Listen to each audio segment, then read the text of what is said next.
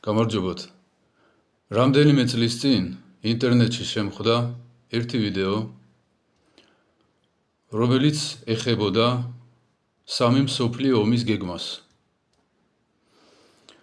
არსებობს ასეთი ადამიანი, პროფესორი ვალტერ ვაისი, რომელიც, როგორც მე ვიცით, ამ პასტორია.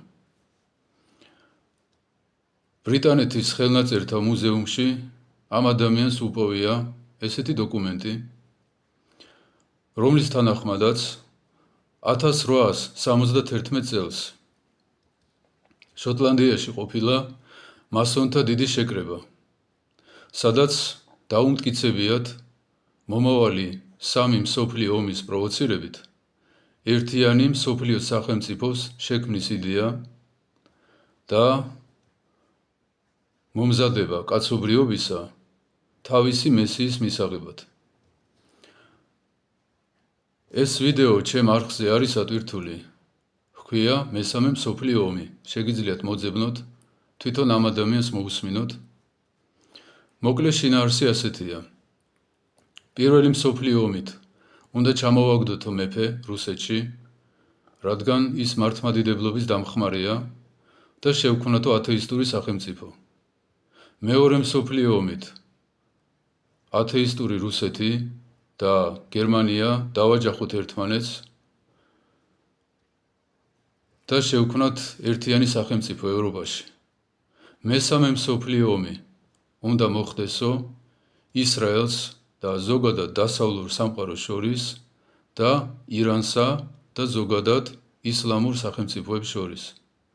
და ისეთი სისხლისღვრა, ისეთი არეულობა, ისეთი ქაოსი უნდა მოვაწყოთო მთელ პლანეტაზე, რომ ქვეყნებმა უარი თქვან, თვითონ თქვან უარი სუვერენიტეტზე, ოღონდაც კი აღარ იყოს ომი, ოღონდაც კი იყოს მშვიდობა. ისტორიიდან ცნობილია, რომ იმპერიები ცდილობენ შექმნან მულტიკულტურული სახელმწიფოები, რომ ერთი რომელიმე ეთნიკური ჯგუფი არ მოძლიერდეს და არ შეეძლოს თავისი დამოუკიდებელი ცხოვრებით ცხოვრება. რომ ყველათი იყოს დაბმული და ერთ ცენტრს შეეძლოს ამ ყველას კონტროლი. უამრავი წმინდანი ამბობს, რომ ჩვენ ცხოვრობთ ეპოქაში, როცა ხდება ანტიქრისტესთვის საფუძველის მომზადება, რომ სოფლიო გამზადებული დახვდეს უკვე, რომ თვითონ არ შეწუხდეს. ეშმაკები და მათი მორჩილები ერებს ურევენ ერთმანეთში. ქართველები მიყავთ ამერიკაში, არაბები ჩამოყავთ საქართველოში, აფრიკელები მიყავთ რუსეთში, რომ შეიქმნას მუდმივი დაძაბულობა ყველგან. ეს არის შინაარსობრივად, ეს არის ინტერვენცია სხვათა მიწაზე მცირერიცხოვანი რაზმებით. მახსენდება ერთი ინტერვიუ ერთ მაღალჩინოსან მასონთან და ჟურნალისტი ეკითხება ასეთ რამეს. გაკვირვებული ვარო თქვენი ინტელექტით, თქვენი აზროვნების უნარით, რომ როგორ გეგმავთ, როგორ აკეთებთ, ასე წარმატებით, წლიდან წლამდე. ის კი პასუხობს, ჩვენ არაფერს არ გეგმავთ. ჩვენ თავსო მაინც და მაინც არ ვიტკიებთ.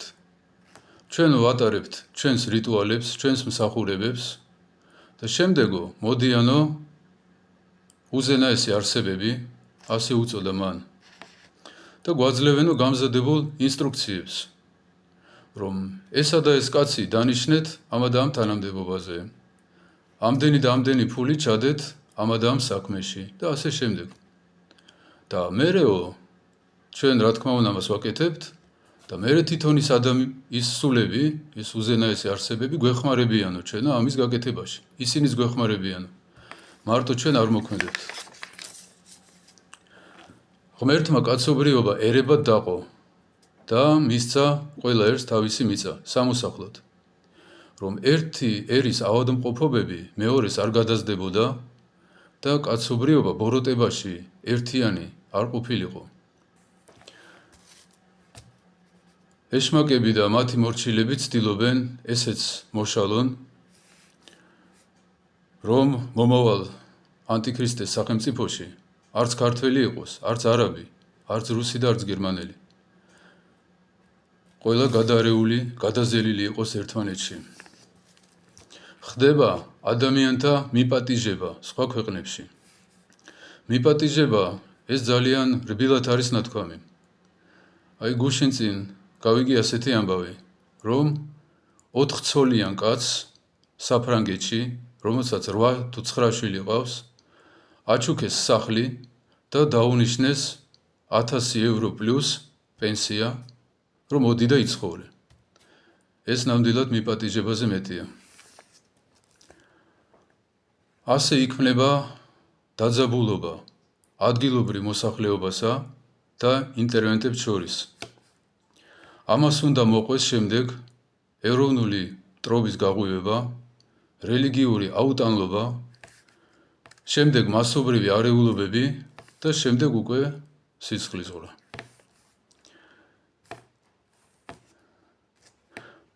სოფლიოს ქაოსში ჩაძირვით, სოფლიო ომის პროვოცირებით და თანამედროვე იარაღს ისეთი შესაძლებლობები აქვს, რომ აქ მილიონების ხოცვა მერე პრობლემა არ იქნება.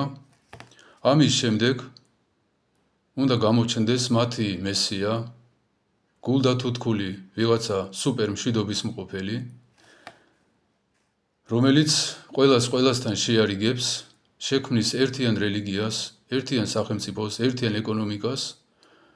უბრალოდ მერე ერთი პატარა წვრილმანი იქნება საჭირო, მიკროჩიპები უნდა ჩაიყენოს ყველამ. ემიგრანტები უნდა გახდნენ დასაყრდენი პირველი საფეხური ამ საყოველთაო არეულობისა და ქაოსისა. როგორც ჩანს, ამ საქმეზე დასაქმებულები არიან პლანეტის უმაღლესი მმართველები. აი სულ 2 კვირის წინ ცნობილი გახდა, რომ მართლმადიდებლურ სერბეთში მაჰმადიანთა მასობრივ ჩასახლებას კურირებას უწევდა ტრამპის სიძე. აი ვიღაცა კუშნერია გვარად, თურმე აი ეს აკეთებდა ამას. ემიგრაციული პროცესები დაგეგმილია უმაღლეს ეშელონებში და ამა თუ იმ ქვეყნის მთავრობები არიან მხოლოდ და მხოლოდ წვრილმანი მენეჯერები, წვრილმანი შემსრულებლები. და როგორც ჩანს, აი სერბეთის მაგალითზე, ამ ყველაფრის ჩაშლა შეუძლია მხოლოდ ერის ერთიანობას. ვაიმე, მე იქნება კლიენტურა მომემატოს და ამიტომ არაბთა ჩამოსახლებაზე ხმას არ ამოვიღებ, ეს იქნება როგორც ღვთის ღალატი, ერის ღალატი. ადამიანი არის ინერციული. აი უცბად მილიონი კაცი ადგეს და სადღაცა საომრად წავიდეს, არაფრის გულისთვის, თითო რო არ ესმის რატო, ეს არ მოხდება. საჭიროა მომზადება. იდეოლოგიურად, დროის მხრივ, ფინანსურად. აი ჰიტლერიო მაგალითად წლების მანძილზე უკადაგებდა გერმანელებს, რომ არიან ერთადერთები და განსაკუთრებულები, რომ მეორე მაგათნაირი არ არის და თურმე მსოფლიო მაგათ ეკუთვნით. შედეგად დაანგრეული და მიწასთან გასწორებული გერმანია. თუ მოვლენათა თანმიმდევრობა მართლაც ასეთია, რომ საქმე გვაქვს რაღაც საშინელ გეგმასთან, რომელსაც უნდა მოყვეს წინა ორ ომზე უარესი მესამე ომი. არა ერთ რომელიმე ტერიტორიაზე კონცენტრირებული, არამედ მთელ პლანეტაზე გაშლილი.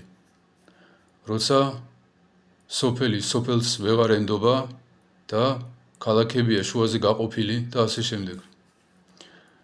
ყველაფერი უნდა ვიყონოთ ემიგრაციის შესაჩერებლად და ამით მოვახდენთ საქართველოს მესამე მსოფლიო ომში ჩათრევის შესაძლებლობის პრევენციას 10 და 20 წლის შემდეგ. მინდა გავიმეორო, საქმე გვაქვს სავარაუდოდ სცენართან. ეს არ არის უბრალოდ ბიზნეს ინტერესები. ვაჭრუკანები არიან უბრალოდ წვრილმანი ხალხი, რომელიც სულს გაყიდის ფულის გულისთვის, არათუ სამშობლოს. გეგმა მოდის უფრო შორიდან. მსოფლიოს მმართველი სატანისტური ელიტები ასახლებენ გვერდიგვერდ ყოველად შეუთავსებელი მენტალობის მქონე ერებს მსოფლიო ომის პროვოცირებისთვის.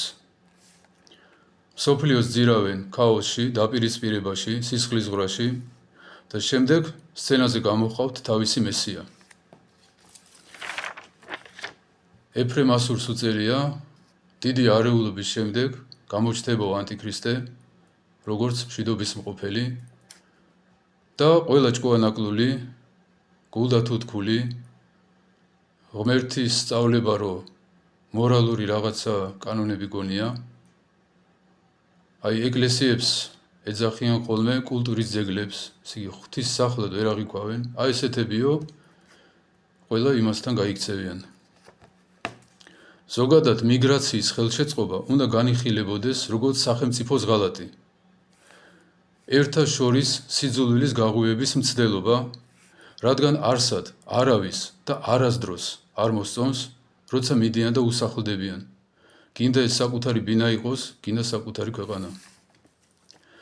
ჩვენ არ შეგვიძლია შევაჩეროთ მსოფლიოში მიმდინარე ეს რაღაც ყოველად გაუგებარი და აუხსნელი შეშლილობა, როცა ადამიანები ორჯერ ორს ვერ ხვდებიან. მაგრამ შეგვიძლია გამოვეთიშოთ ამ შეშლილობას. აი როგორც შვეიცარია გამოეთიშა მეორე მსოფლიო ომს. ქართველებს უნდა შეუქმნათ პირობები, რომ საქართველოში ცხოვრობდნენ და წარემატებოდნენ და უცხოელებს უნდა შეუქმნათ პირობები, რომ დაბრუნდნენ თავის ქვეყნებში და იქ წარემატებოდნენ.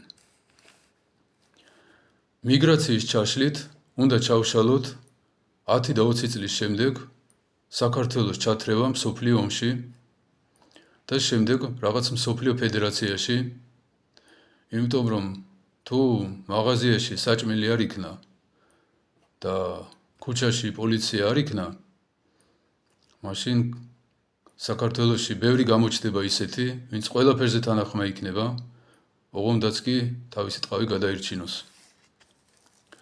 უბრალოდ უნდა მოვახდინოთ ისეთი ქვეყნების კანონების კოპირება, როგორებიც არის ისრაელი და დაუშვათ აი იაპონია.